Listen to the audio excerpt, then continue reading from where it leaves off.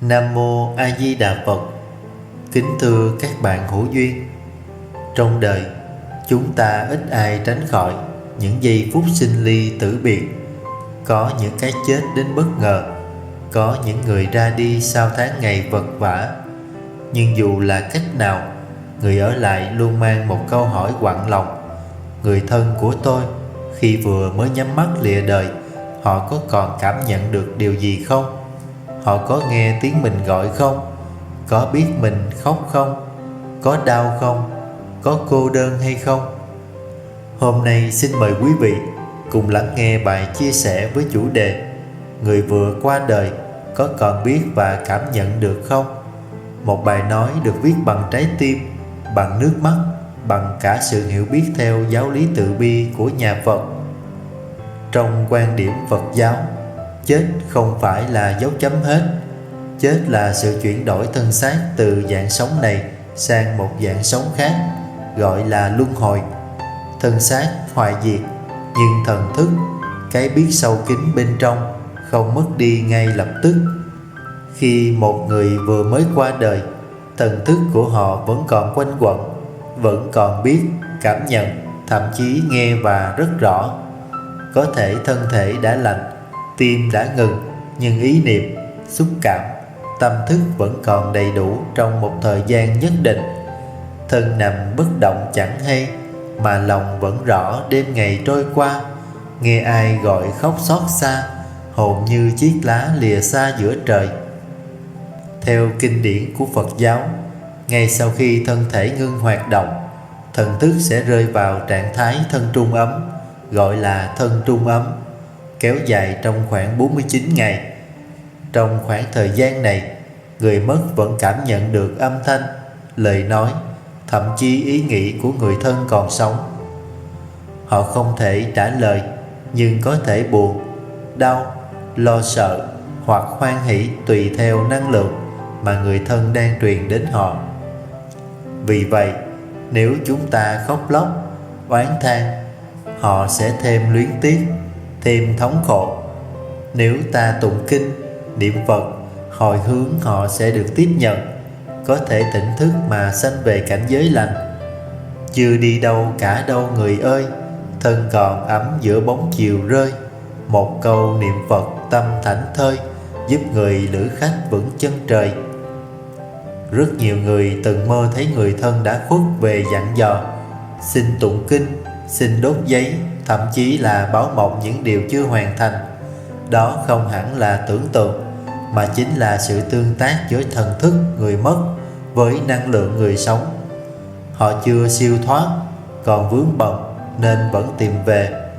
Nhiều trường hợp người mới mất về báo mộng với ánh mắt buồn bã, giọng nói yếu ớt, thậm chí than đói, lạnh và cô đơn. Chẳng phải họ còn sống, mà là họ còn nhận biết rất rõ trong cõi vô minh. Không phải mơ mà là hồn chạm hồn, không phải tưởng mà là nghĩa tri ân. Người vừa khuất đâu dễ yên lòng, khi ta còn khổ lụy sai lầm quên tu. Bởi vì thân đã tan, chỉ còn thần thức, không còn môi miệng, mắt mũi hay tay chân. Họ có thể thấy ta đứng bên linh cữu, nghe ta gọi tên họ trong nước mắt. Họ muốn nói lời từ biệt nhưng bất lực. Họ muốn nhắn ta đừng buồn, nhưng có thể chảy nước mắt vô hình trôi theo cõi gió. Chính vì vậy, khi người vừa mới mất, điều quan trọng nhất là sự tĩnh lặng, từ bi và hộ niệm. Đừng lay động thân xác của họ, đừng khóc gọi thảm thiết, đừng đốt vàng mã ồn ào, hãy niệm Phật. Giây phút lâm chung là thời điểm quyết định, cảnh giới mà thần thức sẽ tái sinh.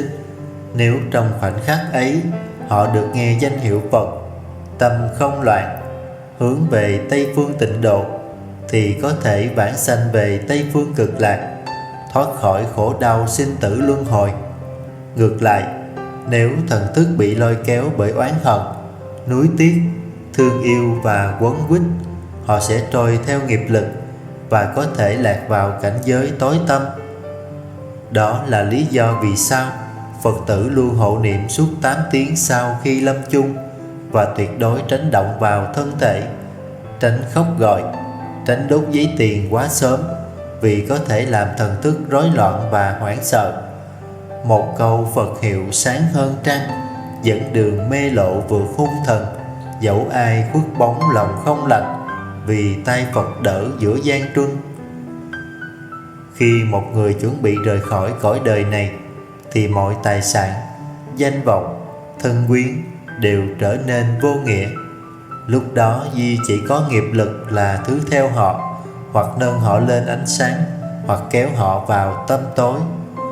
Và chính trong khoảnh khắc ngắn ngủi ấy, chỉ một câu Nam Mô A Di Đà Phật, nếu được người đó tiếp nhận với tâm không hoảng loạn, có thể xoay chuyển cả nghiệp lực nặng nề, hóa giải khổ đau, mở ra cửa sinh về tịnh độ. Hộ niệm không phải là nghi thức cho có, mà là một sự trợ duyên tâm linh cực kỳ quan trọng, giúp người lâm chung vững tâm không sợ hãi, có chánh niệm hướng Phật. Khi ấy người thân đừng khóc lóc, đừng lay động thân thể, thay vào đó hãy ngồi bên cạnh, chắp tay trì danh hiệu Phật nhẹ nhàng và đều đặn, vì âm thanh Phật hiệu ấy như con thuyền đưa thần thức người ra đi vượt khỏi dòng sinh tử luân hồi. Không ai biết người ấy đã tạo bao nhiêu nghiệp trong đời, nhưng chỉ cần một niệm chánh tín lúc lâm chung và có người hộ niệm chân thành bên cạnh, thì tất cả nghiệp dữ có thể được chuyển hóa. Phật A Di Đà từng phát nguyện rằng, nếu có chúng sanh nào xưng danh hiệu ta đến 10 niệm, khi lâm chung ta sẽ hiện thân tiếp dẫn. Ngài không nói đến quá khứ của họ, mà Ngài nhìn vào tâm trí thành hiện tại. Vậy nên khi hộ niệm không chỉ là giúp mà là cứu người. Phút sau cùng định nghiệp dao động, một câu Phật hiệu chuyển đời tối tâm. Không vàng bạc chẳng phước lộc trần, chỉ cần chánh niệm sang vàng nở hoa.